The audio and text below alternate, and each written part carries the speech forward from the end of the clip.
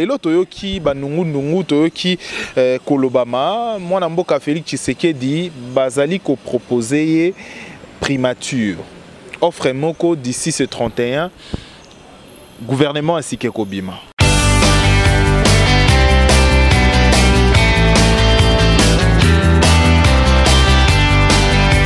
Olingi koyeba information politique et RDC Landa Vision Plus TV.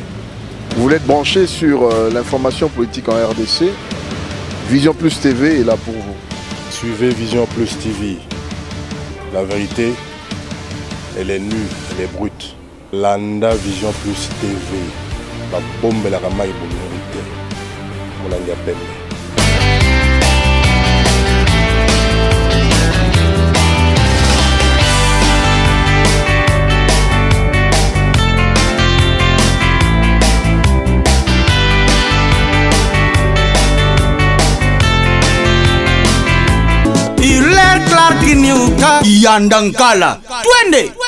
Mesdames et messieurs, bonjour et bienvenue dans cette nouvelle édition d'Entre nous, c'est Magazine du Peuple au cœur de l'actualité.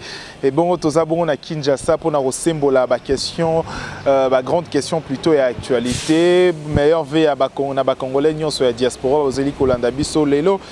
Tokozonga lisusu bongo na mwana mboka Abraham Lwakabanga o azali porte-parole ya mwana mboka Félix Tshisekedi o azali président et rassemblement et également azali patron et à code 243 plutôt site internet oyo ezali pe en vogue narokene un peu kopé sambote. Bonjour mwana mboka Abraham Lwakabanga. Bonjour Ndeko Raphaël. Eh bien, question liboso ya biso ezali d'abord lelo toyoki banungu toyoki kolobama mwana mboka Félix Tshisekedi bazali ko proposer primature offre moko d'ici ce 31 gouvernement ainsi que kobima. Ndeko ebi kisasa mboka ba rumeur ezate po masolon ezobeta makeza pe ya solo. Ya kolobete officiellement avant le 31 décembre 2016 Félix Tshisekedi est candidat à la primature wana. Tant que d'une manière officielle na cadre moko officiel et landamaki na mokili mobimba za na Congo to Libanda ndeko Joseph Kabila tikala kondima kosala yango te. Lelo yo toyebi ke ba offre za kosalema na koloba te za récente ba offre yaki yemo koma mboka Félix alobaki yango ke soka lingi ngonga nyoso kozwa te kokolo na téléphone na abenga andima soki a rekondima kozala premier ministre mais souci neza wana te souci na ezali to ke na alternance politique malamu au travers de l'élection to yeba ko restructurer CENI et to yeba ko salete maponami et salema na premier trimestre semestre plutôt il y a 2018 sans présence de Joseph Kabila. Donc les loyo ke ba ndeko na biso majorité oui à mouvance bazo luka ko déstabiliser biso bien ko luka ko lembisa peuple na mobilisation za yango sima ya ba kambi église catholique ba lobito le 31 non nous ne sommes pas preneurs il y a les kamango na ko rassurer. Et bon, lelo ceux qui par exemple makambo mosusu est avancé comme le bara politique et la dynamique et ça peut tomber au moins que lelo variation aussi quelque part pour tenir ce bara retenir message na biso ya lelo. Sur le lobby dynamique et lelo par exemple Joseph Kabila lobby n'a démissionné na président n'a démissionné le 31 décembre et que bateau nyonso bazali le na glissement lokola président Sénat parlement nyonso wana bango pe baké libanda on a tout comme une dynamique mususu ko sala peut-être que biso to baki to kopona nani mokambio kozala comme ma transition na RDC autant société civile peut-être je n'ai pas dit qu'à Sandimi peut-être Ndeko biso Félix a quoi réfléchir quant à la primature et qu'on garantir biso mise en exécution il y a programme il y a élection et l'autre où elle est là Ndeko nanga et ça mo souté tokende congolais apona nani kozala député national député provincial na ozana assemblée na oza gouverneur yangonde peuple apona mitema bato eloba je crois que ndé lipambole ozana likolo Congo onyoso bato bazaki koluka sima ba négociation ezali pona biso eloko moko eza normal te tokobanga te po toza IDPS première puissance politique de Katamboro.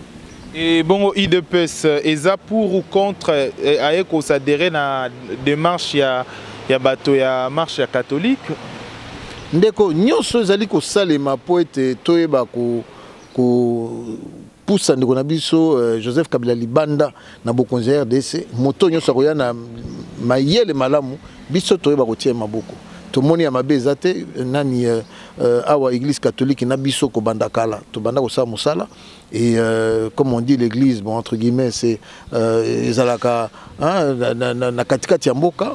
Je crois que kati na biso pe tozana ba combattant ou ba kena na église catholique donc volonté wana ezali tokende ensemble pacifiquement bango balobi motote azo manduki batumba station te pinete batumba donc oza ko cadrer na combat na biso non violence donc toujours souscrire na volonté wana tokende biso nyonso ensemble le 31 décembre lokola balobi na biso.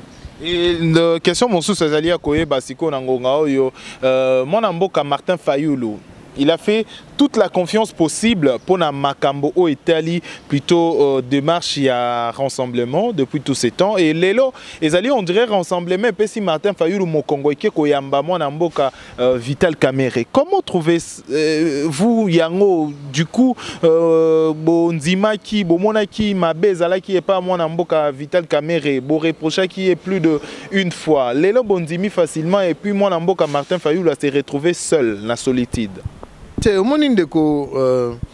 D'abord, c'est l'expression de la démocratie. Et là, ici, on a un niveau de rassemblement. Démocratie, c'est une démocratie dans le sens que Ndeko Martin Fayulu a quand même moko na bakambina kati rassemblement a élevé voix naie parce que à l'objet eux akati motema naie. Nakolo bano a peu facilité que ce soit l'UDPS ou Bisika Tozali, Ndeko pe misu soit misaki hein ba tout samaki ba ndimité au lobby ah Ndeko sosoyé to ebineni to bundaki na niveau 5 ndengeni to solaki malamu te. Yemoko, je crois, président et rassemblement, Motuno basi batunemba lebele à Loba. Biso tozana droite à koyeba kotia qualificatif kolobate. Moto songolo pakalazali opposant ou pas. C'est au peuple de juger selon l'action na biso. Ndeko soki amonike na ngonga oyo. Pe je rappelle, ay kokota rassemblement te. Ayepo bisona bisona ye tokende to sa musala na ya ko bloquer Joseph Kabila. Soka zana sincérité honnêteté na kata démarche na ye, y a pas de souci. Toujours qu'il ensemble. Il devait être déjà membre éligible à rassemblement au départ. Oui. Il dégoré appel en la dernière minute à décliner au Toyoka qui mon amboka Moïse Katumbi a bengi et na dernière minute à koki ko répondre les sous-soutés. Boko quoi ya victime ya glissement to ya dribble les sous-soutés na ngonga oyo. Te moni na français ba lo ba cha échaudé.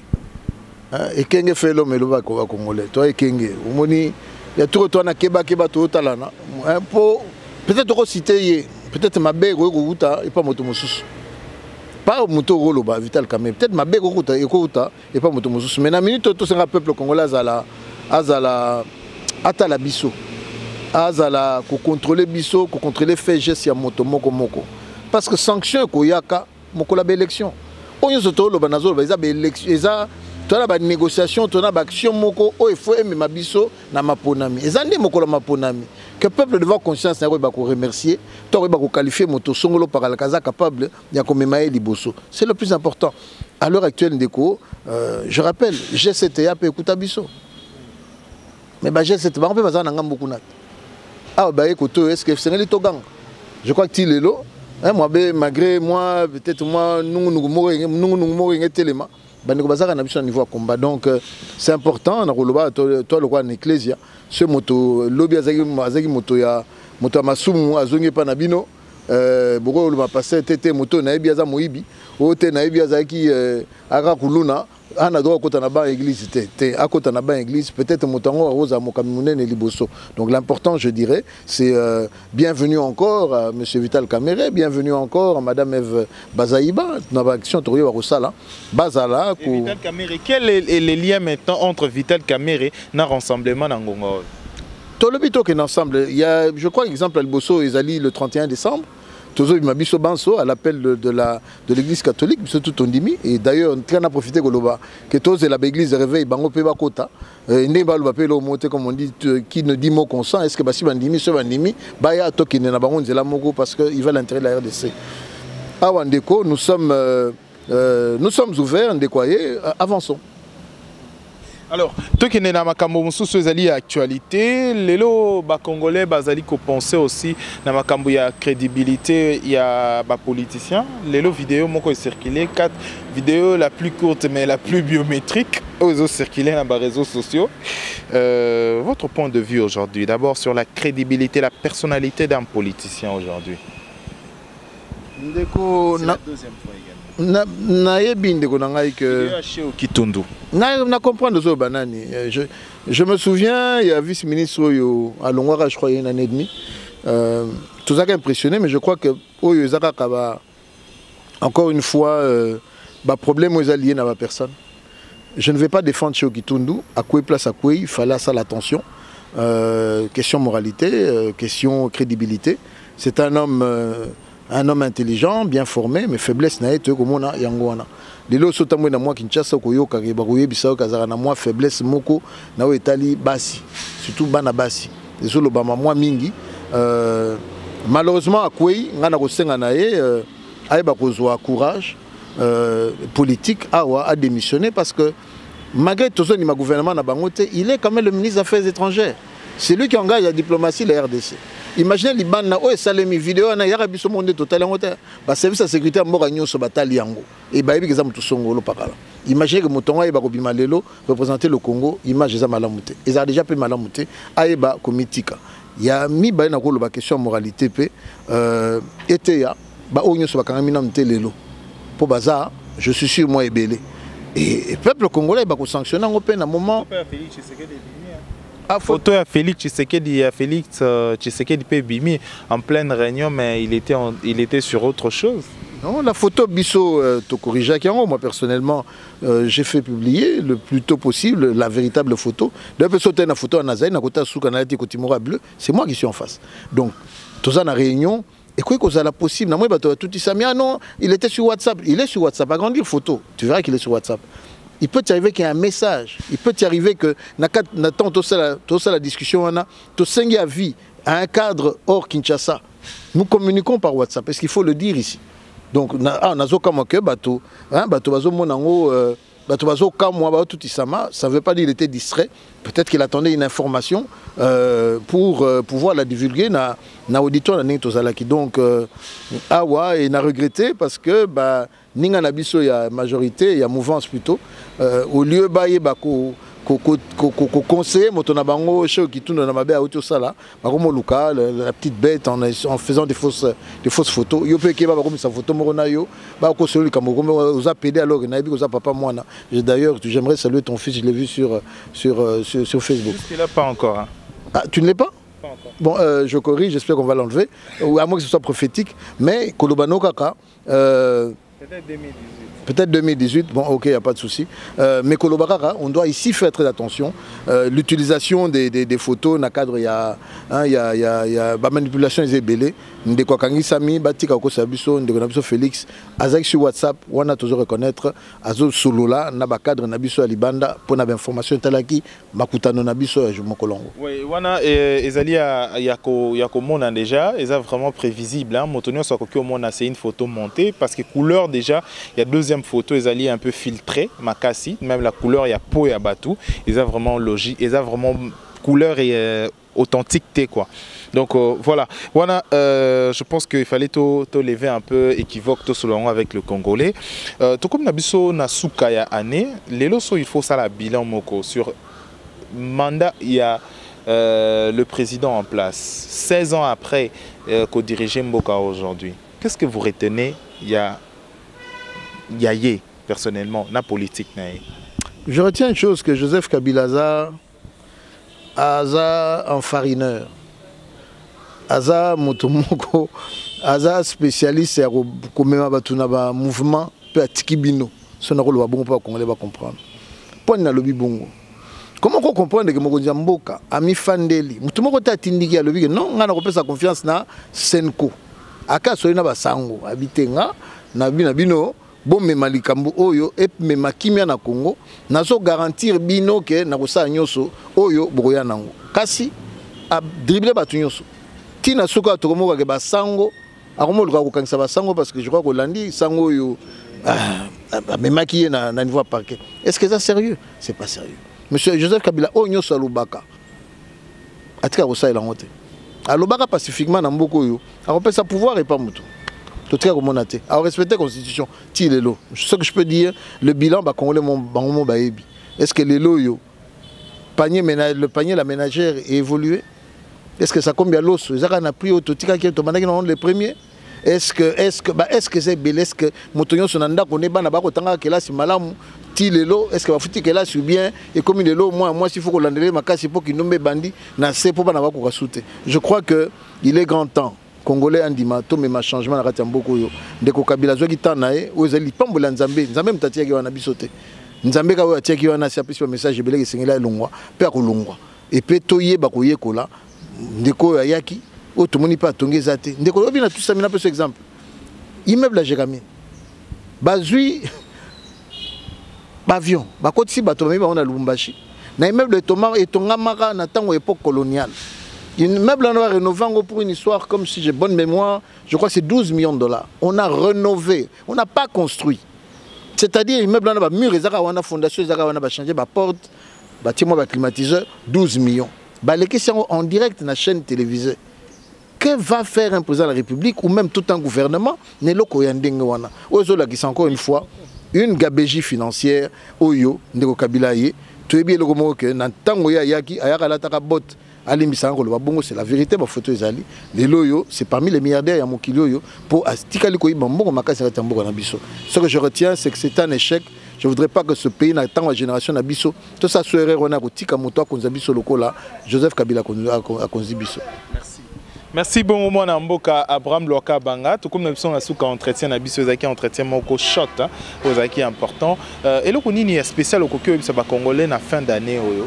Nangonga va espérer avant le 31 décembre. Avant le 31 décembre, Nako Ibsa Bango et Tikanon Mikolo Belete base à la Ekenge. Base à l'Ekenge peut pas comprendre sans sa responsabilité à Bisso Moko Moko. Je crois que awa et sengalité ota la sui moninga ayaki to ayaki te na likambo zo sala mais moto na moto ba ko s'engager Bisso sur le 31 to ba ko zwa nzela to bunda poete mboka na biso esikolama et tout mon avenir moko malamu kota la voisine na ote ko tune soki ya salini nte yo moko mitala loba na likambo yo ngai na saini pe na osaka nini. Je crois que c'est le plus important et je crois que l'union fait la force. Si tous les Congolais nous nous levons déterminés, nous sommes 12 millions dans la ville de Kinshasa, il suffit qu'à moi nombre moi à Libanda pour faire avancer ma solo en Tozo Kanisela.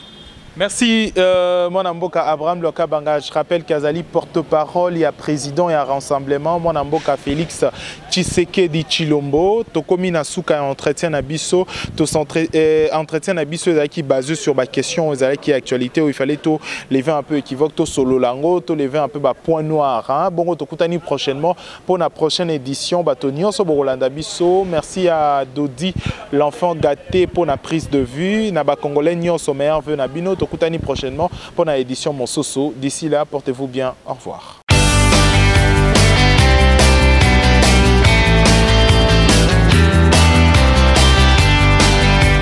Olingi Koeba Information Politique et RDC, Landa Vision Plus TV. Vous voulez être branché sur l'information politique en RDC, Vision Plus TV est là pour vous. Suivez Vision Plus TV. La vérité, elle est nue, elle est brute. Landa Vision Plus TV. La bombe la ramaille pour minorité. Mon ami appelle.